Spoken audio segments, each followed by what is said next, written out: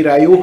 ministre Moustapha Diop pour la deuxième fois ñu yëkkati malaanu kiraayam ak Ndeye Saly Diop Dieng moom également yëkkati nañ malaanu kiraayam moom nag rek taxaw na daal nee na def na ay at ci li nga xam ne moo di administration sénégalaise donc tey mën na comprendre ci liggéey bu set bi nga xam def na ko ñu koy wéy di ko dal di toppee ci haute cour de justice ay jàppaleem aussi ñëw nañ di wéy rek di ko dal di teg loxo moom Moustapha Diop nag jàppale daal fu mu toll nii moom cible la pourquoi lu xew rek ñu ne Moustapha Diop na yëkkati malaanu kiraayam loolu nag lu ko xaw a jaaxal te li ñu koy toppee toll na ci 2,5 milliards de francs CFA ci sa jàngat d'abord ci yëkkatu malaanu kiraay bi ak ñoom le fait que ñëw ci kanamu assemblée yëkkati ay kàddu ñu dégg leen pour la première fois aussi pour Ndeye Saly Diop Dieng. waaw déjà ci forme bi commission ad hoc c'est une commission spéciale ou particulière boo xamante ni mbir mooy ñëw jot ñu war ci wax mbir boobu bokk na ci li ñu tuddee demande de suspension de poursuite wala demande de levée de l'immunité parlementaire donc li ma wax spécial ak particulier am solo parce que damay gis ne ñi doon wax mais waa ji dañoo dindi immunité parlementaire mi yàggul dara après ñu ñëwaat di ko dindi donc moo tax ma ne commission spéciale dafa am lu ñuy tuddee des commissions permanentes par exemple commission des lois par exemple c'est une commission permanente il y a 14 commissions mais il se peut au cours de la législature moo am lu ñuy tuddee des affaires yoo xamante ni dafay jur des commissions spéciales ou particulières la commission d'enquête parlementaire est une commission spéciale particulière la commission ad hoc est une commission spéciale particulière léegi nag yooyu dafa am luy xew ñu taxawal ko daar loolu xew bu jeexee commission boobu day tas mënul continuer donc commission ad hoc aussi dañ ne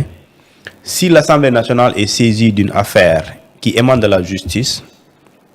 pour ñu topp kenn suñu collègue ñun dañuy taxawal commission boobu pour déglu ko commission boobu article 34 du règlement intérieur de l'Assemblée nationale prévoit ba pare ñu ne la elle est composée de 11 membres qui sont nommés léegi nag loolu su amee nu mu amee effectivement noonu la amee donc ñu ne li ñu ci war a jàpp mooy c'est autant de demande de levée de immunité parlementaire c'est autant d'affaires et autant de demandes ñaanul moo ko par exemple bu dee député bi topp nañ ko ci 1000 affaires dañuy dindi malaanu kiraay 1000 fois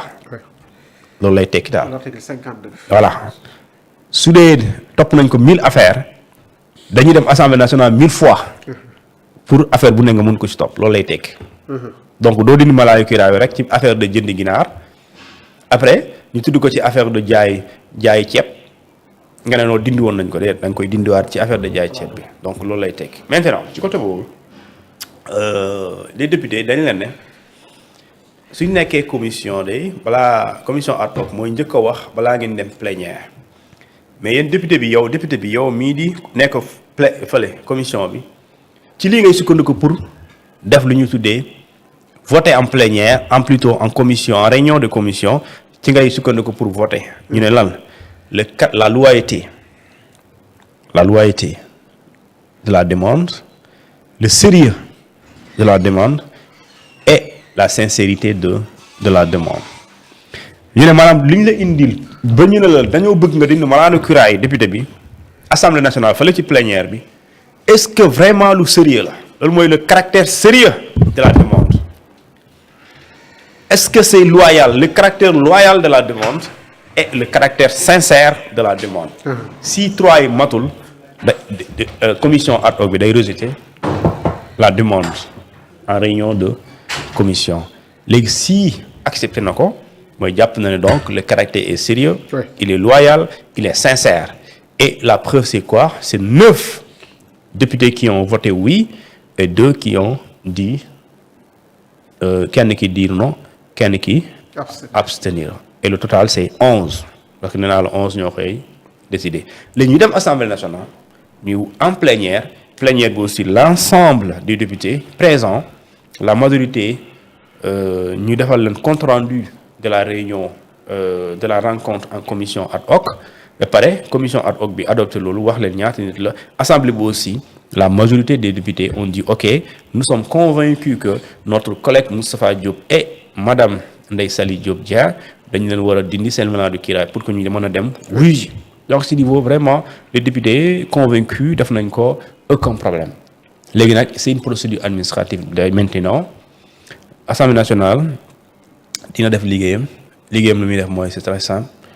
day jël cette demande de lever de l'immunité parlementaire par demande de lever immunité ba cette immunité parlementaire levée de ces deux députés et pare jël dossier bi jox ko justice yaa ma joxoon pour ñu mën a topp gars yi am jëlal ñun dindi nañ malaanu kiiraay bi léegi justice lu ci des dafa gudd nag vraiment. Même les députés sont convoqués le 8 ans. Non, c'est compliqué. Le 8 mai à 10h. C'est compliqué. Parce que la mise en accusation. boo defee lii ba pare am na leneen loo war a defaat c'est-à-dire dañuy demaat. dañuy demaat assemblée. waaw c'est-à-dire que l'immunité parlementaire c'est pour une possibilité de poursuivre. Ouais. Mais kan mooy poursuivre.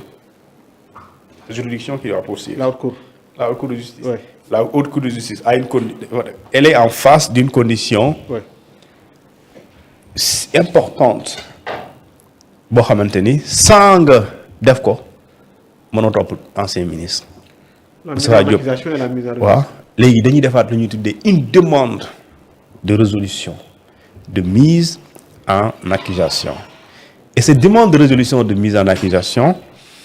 elle est encore votée à l'Assemblée nationale. dañuy demande Assemblée nationale on a besoin de 3/5 des députés, la majorité de 3/5 des députés. 99. Hein? Et 99. Et ça, c'est l'article 101 de la Constitution du Sénégal. Daphné, pour nous juger ancien ministre, il faut nous faire une demande de résolution de mise en accusation. Bon, les députés, qu'est-ce que nous avons 5 def ko. Si nous avons fait le nombre bi, mënul moins 99. Les bu tégué 99 jëm kaw. Ok amul benn problème waaw mënul manqué léegi su matee waa jooju nga xamante ne la ñuy topp te mu nekkoon ministre waa jooju dossier boobu su boobaa loolu la ñuy tuddee le vote de la résolution de mise en accusation et cette résolution léegi haute cour de justice ci lay taxaw nag téye ko haute cour de justice ne dinaa dugg ci mbir mi article 17 fi muy waxee mbirum poursuite mu wax de l'accusation mu wax de l'instruction mu wax du jugement donc ñun ci phase poursuite bi la ñu nekk su boobaa ñëw ñu ne su boobaa bu amee ci poursuite bi Assemblée nationale bis bu loolu jàllee demande de résolution bu ñu ko wotee le président de l'Assemblée nationale sans délai la ñu wax sans délai maanaam amul lu ñuy waaj amul lu ñuy xaar loolu moom su boobaa bis bu coow li bu lu tax commencé wul mooy président Assemblée nationale dafa jotagul document résolution bu ñu voté bis bi ñu ko voté amul waaj. wool gendarme bu dee moom mooy yóbbu courrier bi bu dee mail la saisiral dugal amul waaj daf ne sans délai vraiment viens à Touba sans délai mooy ñëwal léegi sëñ bi du loolu voilà viens à Touba sans délai mooy ñëwal léegi noonu léegi loolu lañ ko war a sans délai il envoie il saisit informe sans délai le président de la cour le procureur général su ma jumlee le saisi voilà procureur général le procureur général lui sans délai encore lañ ko wax procureur amul waaj de voilà sans délai saisiral le président de ce qu'on appelle de la commission d'instruction et le président de la haute cour de justice et ñoom aussi sans délai ñoom président de la haute cour de justice et le président de la commission d'instruction ils se réunissent ils sont tous magistrats. Ils sont tous magistrats. Ils ne sont pas des politiciens. Ce ne sont pas des députés. Ils sont des magistrats.